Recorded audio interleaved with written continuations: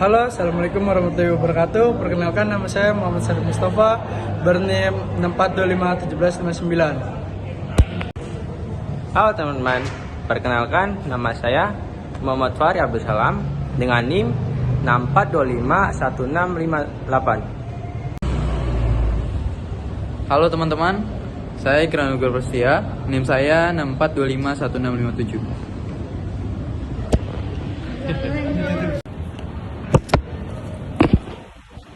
Halo semua, perkenalkan nama saya Jessica Soja dengan NIM 64251618.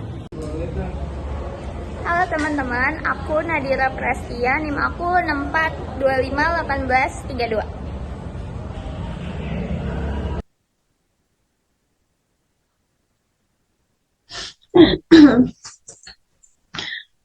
Materi kedua adalah barisan deret dan geometrik. Pengertian barisan dan deret. Barisan adalah urutan bilangan yang disusun menurut pola tertentu. Contoh 2, 4, 6, 8, dan 10. Sedangkan deret adalah penjumlahan dari suku-suku pada suatu barisan. Contohnya 2 plus 4 plus 6 plus 8 dan plus 10. Dalam matematika ekonomi digunakan untuk yang pertama ada menghitung bunga, pertumbuhan modal, cicilan, hitungan asuhan. Yang selanjutnya ada pengertian barisan aritmatika. Pengertiannya ialah barisan yang memiliki selisih yang tetap antar suku. Rumusnya ialah UN sama dengan A plus N minus 1. BU min N sama dengan A plus dalam kurung N minus 1 tutup kurung BUN plus A plus dalam kurung N plus N minus 1 B. Keterangannya ialah UNO minus NUN adalah suku ke N. Sedangkan triple A adalah suku pertama dan triple B adalah beda. Contoh ada 3, 6, 9, 12, 15. Bedanya 6 kurang 3 sama dengan 3, 6 kurang 3 yang bisa disebut dengan 36 kurang 3 sama dengan 3.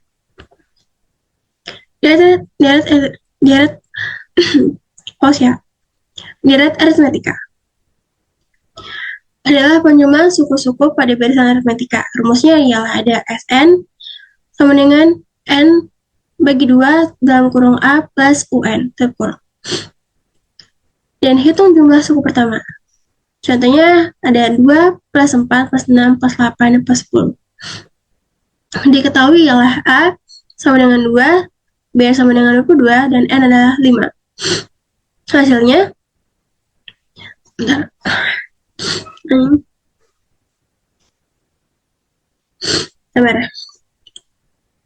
hasilnya S5 sama dengan 5 bagi 2 dalam kurung 2 plus 10 kurang sama dengan 30.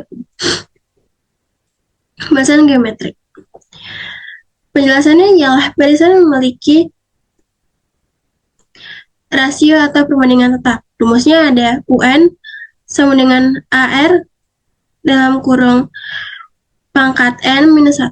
Keterangannya adalah triple A sama dengan suku pertama dan triple L adalah rasio. Contohnya 2, 4, 8, 16, 32. Rasionya ada 4 bagi 2 sama dengan 2. Deret geometri. Pengertiannya ialah penjumlahan suku-suku pada barisan geometri. Rumusnya ada Sn sama dengan A dalam kurung R pangkat N minus 1. Dibagi dengan R minus 1. Contoh 2 plus 4 plus 8 plus 16. Diketahui adalah A sama dengan 2, R sama dengan 2, dan N adalah 4. Hasilnya ialah S4 sama dengan 2, buah kurung 2 plus 2 pangkat 4 minus 1. Kurung dibagi dengan 2 minus 1 sama hasilnya adalah 3. Jenis-jenis barisan dan deret. Yang pertama ada barisan aritmatika yang bisa dibilang dengan selisih tetap. Contoh 5, 10, 15, dan 20. Yang kedua ada deret aritmatika, penjumlahan barisan aritmatika. Contoh 5 plus 10, 15 plus 20. Yang ketiga ada barisan geometri atau yang bisa dibilang dengan rasio tetap. Contoh 3, 6, 12, dan 20. Yang terakhir ada deret geometri. Bisa dibilang dengan penjumlahan barisan geometri. Contoh 3 plus 6 plus 12 dan plus 24. Penerapan dalam ekonomi dibagi menjadi dua. Yang pertama adalah Penerapan dalam, penerapan dalam ekonomi dibagi menjadi dua, yaitu ada barisan dan deret aritmatika digunakan untuk yang pertama ada kenaikan gaji tetap, cicilan tetap, pertumbuhan produksi. Yang kedua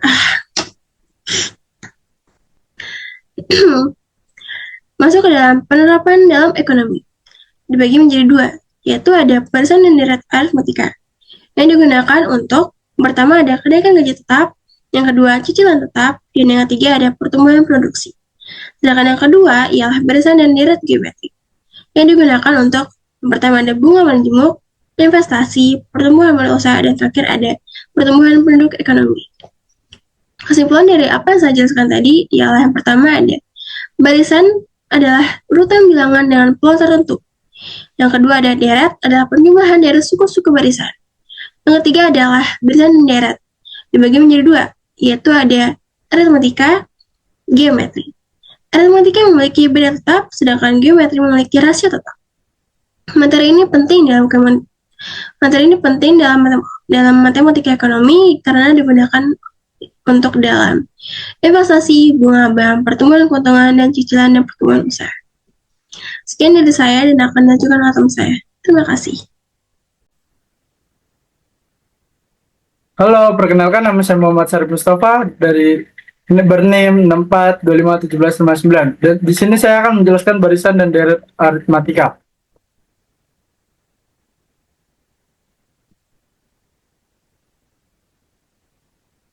Pengertian barisan dan deret aritmatika. Deret aritmatika adalah penjumlahan dari suku-suku pada suatu barisan aritmatika. Kalau barisan aritmatika itu urutan bilangannya, maka deret aritmatika adalah hasil penjumlahannya. Apa itu barisan? Barisan adalah urutan bilangan yang disusun menurut pola atau aturan tertentu. Setiap angka dalam barisan disebut suku.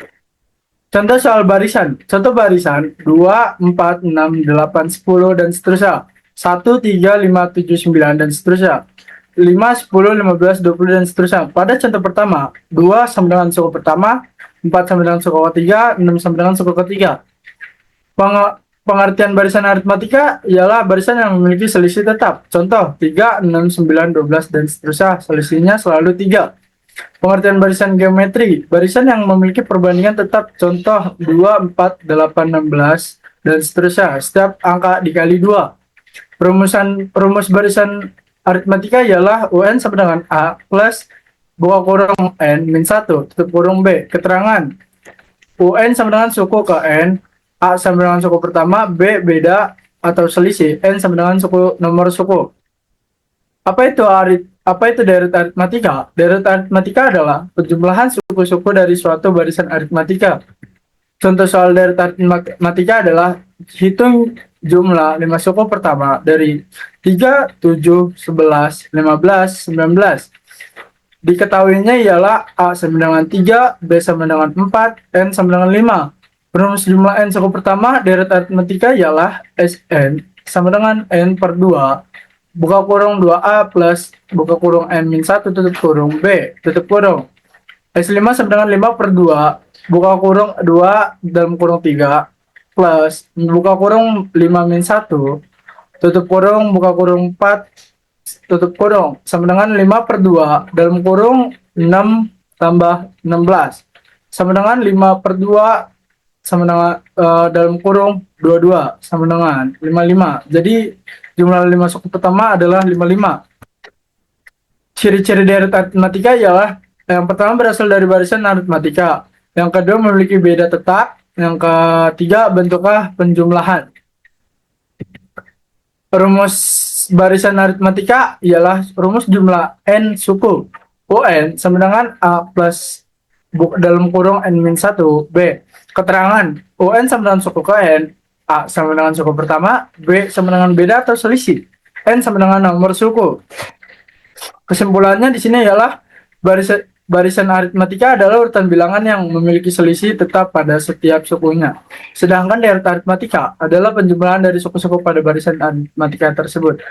Untuk mencari suku N, digunakan rumus UN sama dengan A plus buka kurung N min 1 B. Sedangkan untuk mencari jumlah beberapa suku pertama, digunakan rumus Sn sama dengan N per 2, buka kurung 2A tambah buka kurung N min 1 tutup kurung B tutup kurung. Dari contoh yang soal yang telah dihitung, jumlah 5 suku pertama dari barisan 3, 7, 11, 15, 19 adalah 55. Materi barisan dan dari deret aritmatika membantu kita memahami pola bilangan serta mempermudah perhitungan dalam matematika sehari-hari. Terima kasih, sekian dari saya, dilanjutkan oleh teman saya. Kita masuk ke penerapan fungsi linier dalam ekonomi.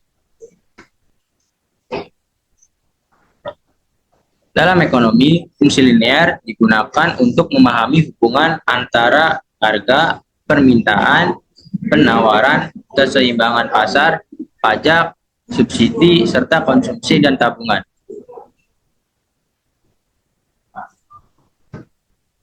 Kontol ini gimana ya? Oh. Wih. Kok nggak bisa digeser? Bisa. Berarti harus dipencet dulu. Ayo. Wajan. Selanjutnya kita masuk ke penerapan fungsi linier dalam ekonomi. Dalam ekonomi, fungsi linier digunakan untuk memahami hubungan antara harga, permintaan. Sarip ini gak dimatiin toh. Nah, udah mati.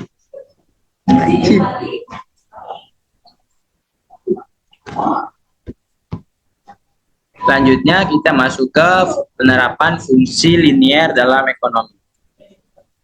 Dalam ekonomi, fungsi linier digunakan untuk memahami hubungan antara harga, permintaan, penawaran, keseimbangan pasar, pajak, subsidi, serta konsumsi dan tabungan. Fungsi permintaan. Fungsi permintaan menunjukkan hubungan antara harga dengan jumlah barang yang diminta konsumen. Bentuk umum fungsi permintaan yaitu QD sama dengan A min BP. Keterangannya, QD adalah jumlah barang yang diminta dan P adalah harga barang, A adalah konstansa dan B adalah koefisien. Ciri utama fungsi permintaan adalah ketika harga naik, jumlah permintaan turun sehingga hubungan antara harga dan permintaan bersifat negatif. Contoh perhitungan. Terdapat Q sama dengan 80 min 1 per 20 P. Jika harga atau P sama dengan 800, maka perhitungannya adalah Q sama dengan 80 min 1 per 20 800. Q sama dengan 80 min 40 dan Q hasilnya 40. Jadi jumlah barang yang diminta adalah 40 unit. Selanjutnya ada fungsi penawaran. Fungsi penawaran menunjukkan hubungan antara harga dan jumlah barang yang ditawarkan produsen. Bentuk umumnya QS sama dengan A plus BP.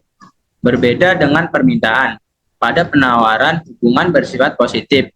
Artinya jika harga naik maka jumlah barang yang ditawarkan juga meningkat. Contoh perhitungan. Misalnya fungsi penawarannya adalah Q sama dengan 4P min 50. Jika harga atau P sama dengan 125, maka Q sama dengan 125 min 50. Q sama dengan 500 min 50. Dan Q sama dengan 450. Jadi jumlah barang yang ditawarkan adalah 450. Berikutnya ada keseimbangan pasar. Keseimbangan pasar terjadi ketika jumlah permintaan sama dengan jumlah penawaran. Rumus dasarnya yaitu QD sama dengan QS. Contoh soal pada slide ini adalah PD sama dengan min 1/2 Q plus 800. PS sama dengan 1/4 Q plus 200. Karena titik keseimbangan terjadi saat harga sama, maka min 1/2 Q adalah 800 sama dengan 1/4 Q plus 200. Kita pindahkan ruas. 800 min 200 sama dengan 1/4 Q plus 1/2 Q. 600 sama dengan 3/4 Q. Dan Q sama dengan 800. Lalu mencari harganya. P sama dengan 1/4 buka kurung 800 plus 200. Dan P sama dengan 200 ditambah 200. Dan hasil P sama dengan 400. Jadi titik keseimbangan pasar adalah 800 dan P 400 atau ditulis 800,400. Selanjutnya ada pengaruh pajak. Pajak menyebabkan harga barang menjadi lebih mahal dan jumlah barang yang diperdagangkan menjadi berkurang. Rumus perubahan fungsi penawaran akibat pajak yaitu P sama dengan F buka kurung Q plus T, di mana T adalah pajak per unit. Dampaknya yaitu kurva penawaran bergeser ke atas, harga naik, harga barang naik, jumlah barang turun. Masuk ke pengaruh subsidi. Kebalikan dari pajak adalah subsidi. Subsidi diberikan pemerintah agar harga barang lebih murah dan jumlah produksi meningkat. Rumusnya subsidi adalah P sama dengan F buka kurung Q min S, di mana S adalah subsidi per unit. Dampaknya kurva penawaran bergeser ke bawah, harga turun, jumlah barang meningkat. Lanjut ke fungsi konsumsi dan tabungan. Hubungan antara pendapat, konsumsi, dan tabungan dirumuskan sebagai Y sama dengan C plus S, fungsi konsumsi, C sama dengan A plus B, Y. Keterangannya A itu konsumsi tetap, dan B MPC atau kecenderungan mengkonsumsi. Sedangkan fungsi tabungan adalah S sama dengan min A plus buka kurung 1 min B tutup kurung Y. Artinya, semakin besar pendapatan seseorang, maka konsumsi dan tabungan juga cenderung meningkat. Sebagai kesimpulan, fungsi linear dalam ekonomi sangat membantu memahami hubungan ekonomi seperti permintaan, penawaran, keseimbangan pasar, pajak, subsidi, serta mengkonsumsi dan tabungan. Dengan fungsi linear, kita dapat menghitung dan menganalisis kondisi ekonomi secara lebih mudah. Sekian dari saya, dan saya akan dilanjutkan dengan teman saya. Assalamualaikum warahmatullahi wabarakatuh. Pada kali ini saya akan membahas fungsi nonlinear.